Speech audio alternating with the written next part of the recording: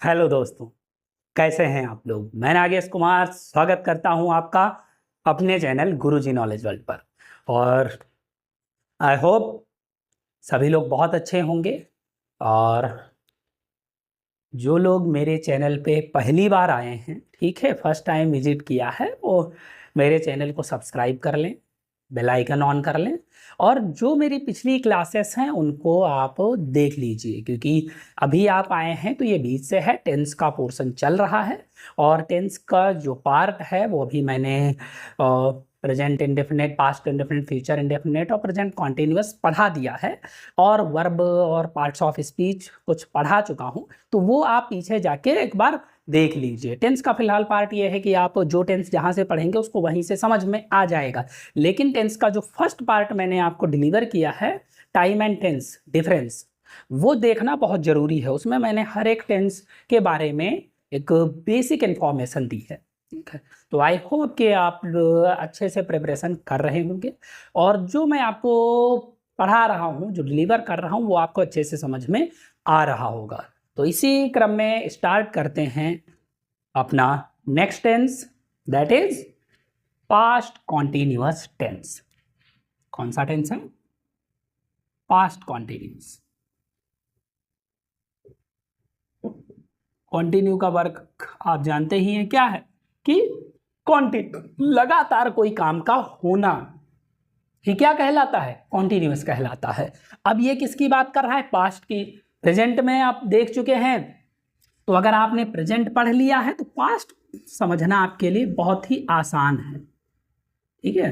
तो हम क्या करते हैं, सबसे पहले बताते हैं पहचान, कि सेंटेंस में पहचान क्या होगी, कि हम कैसे पहचानेंगे कि ये पास्ट कॉन्टिन्यूअस ही है। तो जैसे प्रेजेंट में हम रहा है, रही है, रहे हैं लिख रहे थे, वैसे ही यहाँ क्या हो जाता है? रहा था, रही थी और रहे थे।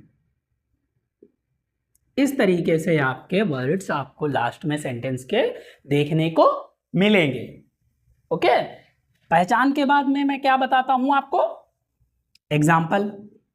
पहचान के बाद में एग्जाम्पल की नीड होती है। तो एग्जाम्पल क्या हो सकता है? जैसे मोहन अपना खेत जोत रहा था। देखिए, रहा था लास्ट में आया, मतलब क्या है? पास्ट कॉन्टिन्यूअस है। और जैसे मैं कल अपनी किताब पढ़ रहा था। यहां देखिए, रहा था आया, ये भी क्या है? पास्ट की बात कर रहा है, पास्ट कॉन्टिन्यूअस की। उसके बाद मैं आपको क्या बताता हूं? स्ट्रक्चर बताता हूं। तो स्ट्रक्चर में क्या आता है? सबसे पहले सब्जेक्ट आता है। आपको पता है कि सब्जेक्ट आएगा स्टार्टिंग में। पॉजिटिव सेंटेंस है, ये कौन सा सेंटेंस है? पॉजिटिव या अफर्मेटिव कहते हैं हम इसी को। तो ये क्या है? सब्जेक्ट आता है। सब्जेक्ट के बाद में जैसे प्रेजेंट कॉन्टिन्यूअस में आप इज एम आर लगा रहे थे, तो वहीं ये क्या हो जाएगा? उनके प्लेस पे वाज एंड वर हो जाता है। प्लस बाकी सारी थिंग वैसे ही सेम रहेंगी। तो अगर कॉन्टिन्यूअस, प्रेजेंट कॉन्टिन्यूअस क्लियर है तो पास्ट कॉन्टिन्यूअस को समझने में कोई दिक्कत नहीं होती है। Got it? तो क्या हो जाएगा? सब्जेक्ट देखिए यहाँ क्या है? मोहन। और एक चीज कि सिंगुलर के साथ में क्या आता है? अगर सिंगुलर सब्जेक्ट है, सिंगुलर सब्जेक्ट है तो इसके साथ में आता है वॉज। अभी आई के साथ में वहां पर हम एम लगा रहे थे, लेकिन यहां पर ये क्या पास्ट में आके क्या हो जाता है? ये भी सिंगुलर हो जाता है, तो आई के साथ भी वॉज लगता है। बाकी अदर जो भी हैं, अदर यानी जो भी प्लूरल सब्जेक्ट्स हैं, उनके साथ में क्या लगेगा? वर का यूज होगा, ठीक है, प्लूरल। बनाइए, मोहन के साथ में क्या लगेगा? वॉज लगेगा। मोहन वॉज। फिर है जोतना, जोतने की क्या होती है? Plough, ploughing. क्या जोत रहा था? अपना खेत, तो हिज फील्ड। अब यहां देखिए, हिज किसके लिए आता है? ही के लिए आता है, और मेल के लिए आता है। तो ये क्या है? मोहन क्या है? मेल है, तो मेल के लिए भी अपने के लिए क्या आएगा? सिंगुलर है तो हिज का यूज करते हैं। यहाँ पे देखिए, मैं कल अपनी किताब पढ़ रहा था, तो आई के साथ में क्या लगेगा? वॉज। वर्ब क्या है? पढ़ना, रीडिंग, अपनी किताब यानी माई बुक। और कल की बात कर रहा है तो यहां कल क्या है? यस्टरडे। ठीक है, तो I was reading my book yesterday. Simple सी थिंग है, इसमें कोई भी अदर से केमिकल साइंस नहीं है, नॉर्मल सा। अगर प्रेजेंट क्लियर है तो ये हो गया आपका। अब इसके बाद में नेगेटिव की बात करते हैं। तो जैसे कल भी मैंने मतलब लास्ट क्लास में भी मैंने आपको क्या बताया था कि जैसे मोहन अपना खेत नहीं जोत रहा था, अगर नेगेटिव बनाएंगे तो हम क्या करेंगे? बस नहीं बढ़ जाता है तो क्या हो जाएगा? नेगेटिव। मोहन अपना खेत नहीं जोत रहा था, अगर नेगेटिव आता है तो किसके बाद में हम नॉट लगाते हैं? हेल्पिंग वर्ब के बाद में नॉट का यूज किया जाता है। तो वाज वर्ब के बाद में क्या आ जाएगा? नॉट आ जाएगा। तो Mohan was not ploughing his field. ऐसे ही यहां हो जाए, मैं कल अपनी किताब नहीं पढ़ रहा था, तो यहां पर भी क्या हो जाएगा? I was not reading my book yesterday. तो प्रेजेंट मतलब पास्ट कॉन्टिन्यूअस में चाहे वो अफर्मेटिव का हो या नेगेटिव का हो, बस माइनर सा डिफरेंस होता है, वो क्या होता है? नहीं का। जैसे पॉजिटिव में नहीं बढ़ जाता है हिंदी सेंटेंसेस में, वैसे ही हम इंग्लिश में ट्रांसलेट करने पर नॉट का यूज करते हैं हेल्पिंग वर्ब के बाद में, बस पॉजिटिव से नेगेटिव बन जाता है। That's it. क्लियर?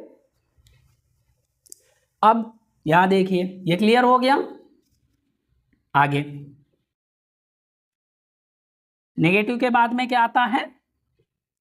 इंट्रोगेटिव आता है।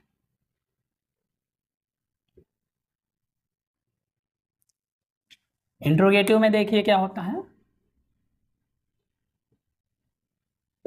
इंट्रोगेटिव इतना समझ जाएंगे। इंट्रोगेटिव में क्या होता है? सब्जेक्ट से पहले ही हम क्या लगा देते हैं? क्या। और ये कौन सा है? Yes or no type. ये आपको पता ही है कि इसका आंसर सिर्फ यस आर नो कह के हम दे सकते हैं, तो यस आर नो टाइप कहते हैं इसको।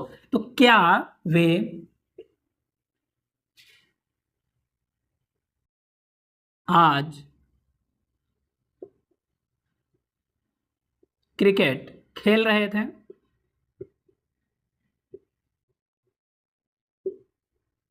ठीक है, और क्या शीला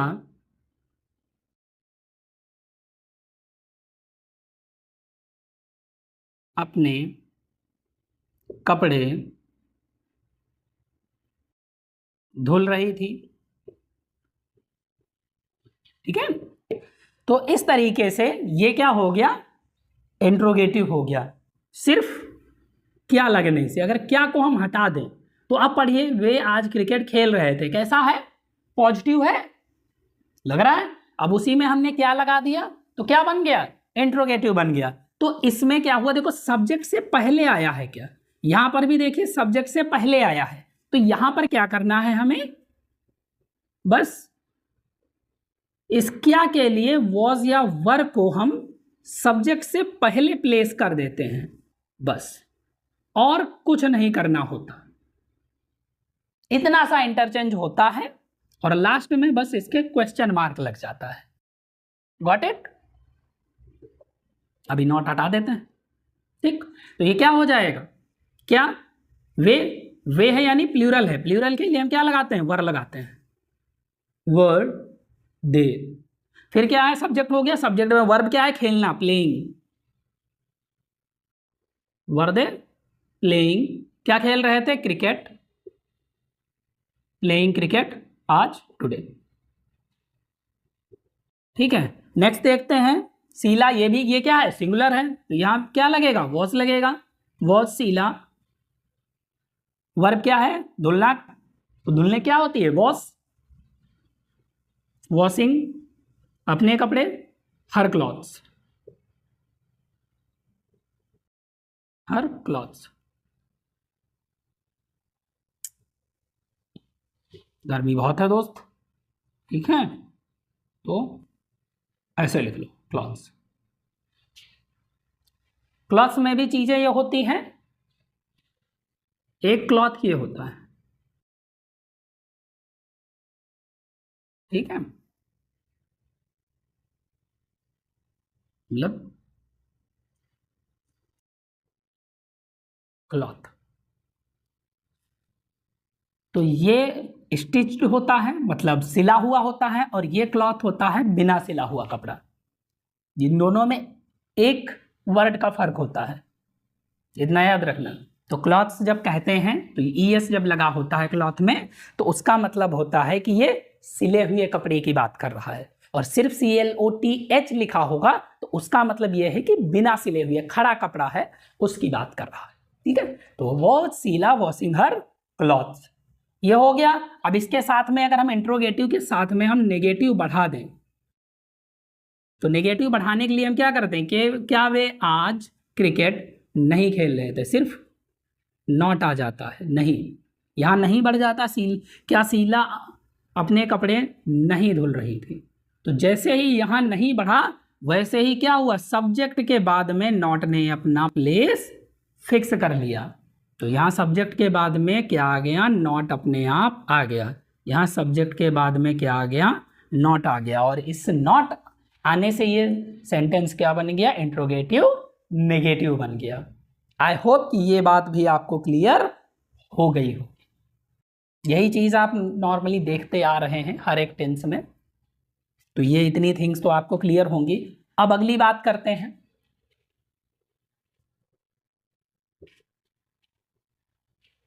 चलो हटाइए। अब इंट्रोगेटिव के बाद में आता है डबल इंट्रोगेटिव। अगर हम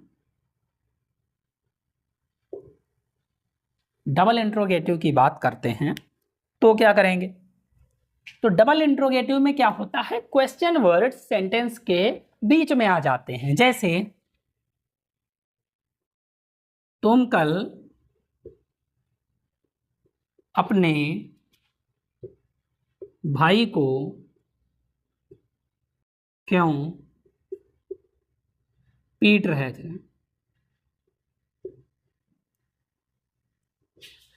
नेक्स्ट,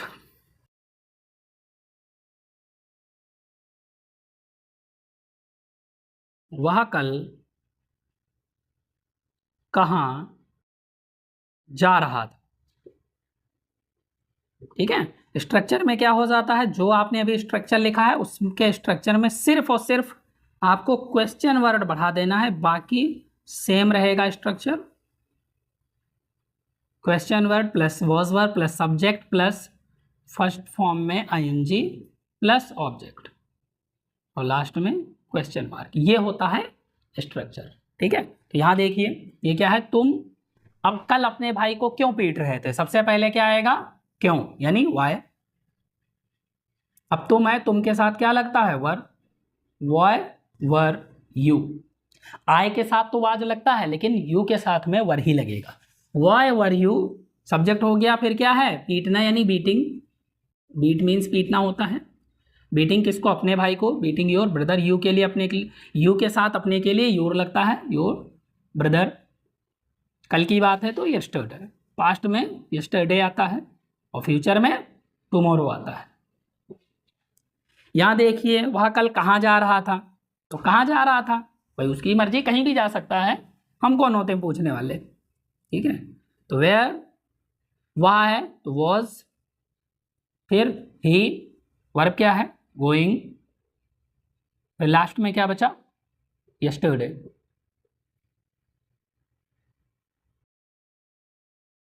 ठीक है, और लास्ट में क्वेश्चन मार्क।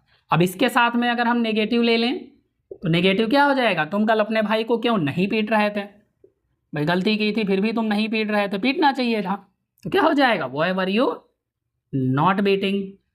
यहाँ सब्जेक्ट के बाद में नॉट अपने आप आ जाता है। वह कल कहाँ नहीं जा रहा था, अब कहाँ नहीं जा रहा था तो नहीं पूछ सकते भाई कहाँ नहीं जा रहा था, वह कहीं तो जा ही रहा होगा, नहीं जा रहा था तो क्या कर सकते हैं। ठीक है, और लिख लेते हैं। जैसे मान लिया वह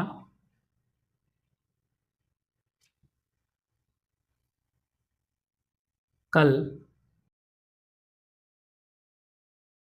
खाना क्यों नहीं बना रही।